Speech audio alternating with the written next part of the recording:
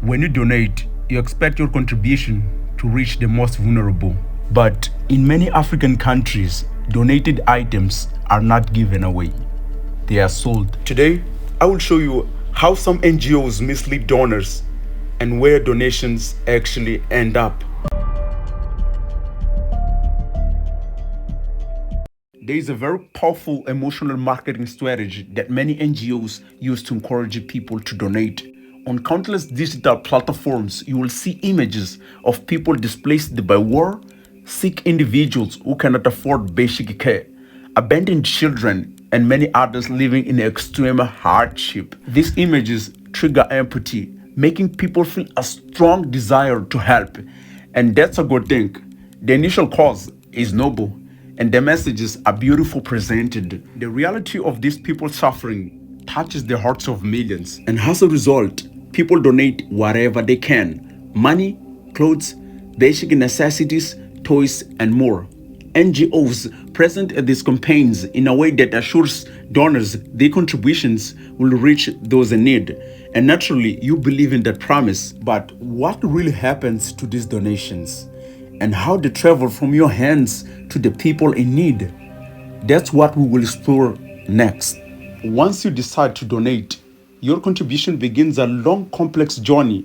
Clothes are placed in donation bins, handed to charities, or collected during organized campaigns. From there, they are transported to sorting centers, where everything is separated by category, size, and condition. At this stage, many donors imagine their clothes being delivered directly to people in need, to refugee camps, disaster zones, or families struggling to survive. But in reality, this rarely happens. Most donated clothes are not distributed for free. Instead, they enter a global second-hand clothing system. Large quantities are packed into bales and shipped overseas, mainly to African countries where they are sold in local markets. According to multiple investigations and reports, charities and partner organizations often justify this process by saying that selling donated clothes helps cover logistics costs such as transportation, storage, and staff. On paper, this explanation sounds reasonable. However, the numbers tell a different story. A significant percentage of these donated clothes, often the majority, are sold, not given away. Only a small portion is actually donated for free.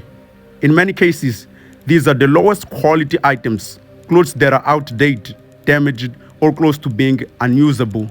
Meanwhile, donors are not only giving clothes, they are also donating money. So the question becomes unavoidable. If financial donations already exist, why must clothing donations be sold almost entirely to sustain the system? This is where transparency becomes a serious concern. Most donors are not clearly informed that their clothes will be sold, and they are also not told who ultimately benefits from that sale. And perhaps the most troubling part is this: the people who end up buying these clothes are often not the same vulnerable individuals shown in donation campaigns. Instead, the clothes are purchased by those who can afford to pay, while the people whose images inspired the donations may never receive anything at all. So, if your donations don't go directly to those in need, where do they really end up? Once the donated clothes arrive in African countries, their purpose changes. What was once presented as humanitarian aid now enters the commercial system.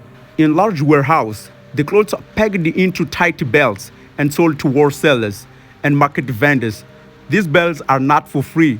Local sellers pay for them, often without knowing exactly what's inside.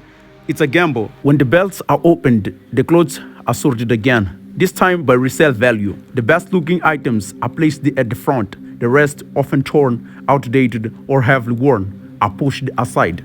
In local markets, these donated clothes are sold piece by piece. Jackets, jeans, shoes, and t-shirts. Items that were given with the intention of helping someone in extreme need now have a price tag. For many NGOs and intermediaries, this sale is justified as a necessity. They argue that selling donated clothes helps cover transportation, storage, and operational costs. But this explanation raises serious questions. Donors are not only giving clothes, they are also donating money, often specifically to support logistics and humanitarian operations. So why does the system still depend so heavily on selling donated items? Even more concerning, is who benefits most from this process. The clothes are usually bought by people who have enough money to shop at these markets. They may be working class families, traders, or resellers, but they are not the displaced the children, the sick individuals, or the abandoned families shown in donation campaigns. This creates a painful contradiction. The image used to inspire you to donation and the person who ultimately benefit from it are rarely the same. And what happens to the clothes that cannot be sold?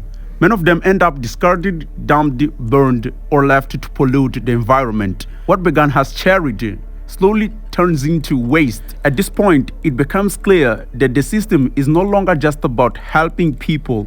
It has become an industry, one that depends on a constant flow of donations from emotional campaigns. So the question is no longer if donations are sold.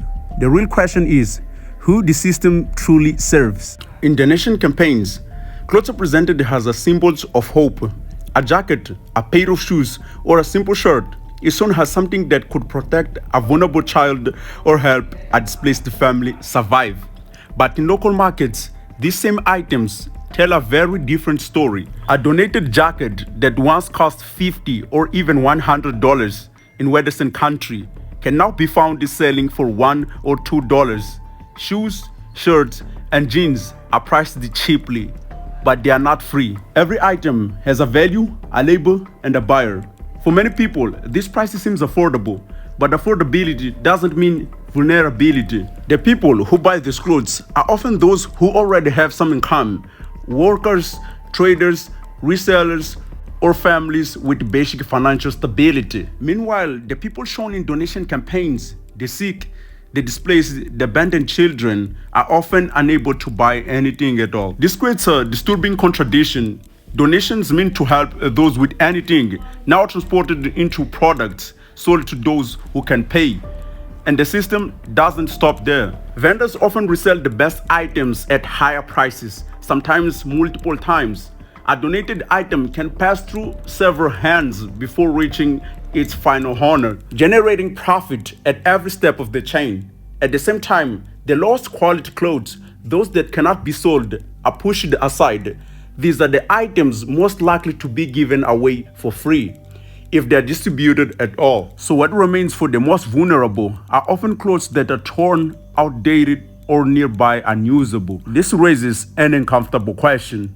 Is this system designed to help the poorest or to keep the market alive? Because when donations enter a pricing system, they stop being purely humanitarian. They become commodities. And once charity has a price, someone is always left out. In the next chapter, we will look at what the system does to local communities and who really pays the cost of donated clothing. At first glance, donated clothing markets may seem like a solution. Cheap clothes, available everywhere, accessible to many, but beneath the surface, the impact on local communities is far more complex and often damaging. Before the influx of second-hand clothing, many African communities had local tailors, small clothing producers, and textile businesses.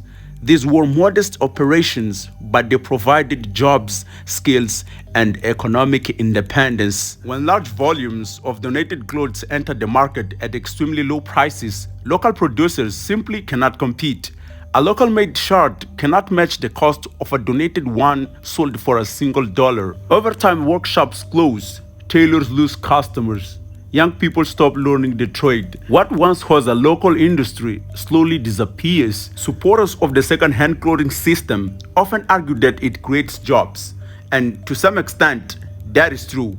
Markets employ sellers, transporters, and resellers, but these jobs depend entirely on a constant flow of donated clothes from abroad. This creates a dangerous dependency. Local economies stop producing and start importing. Communities become customers of foreign waste rather than creators of local value.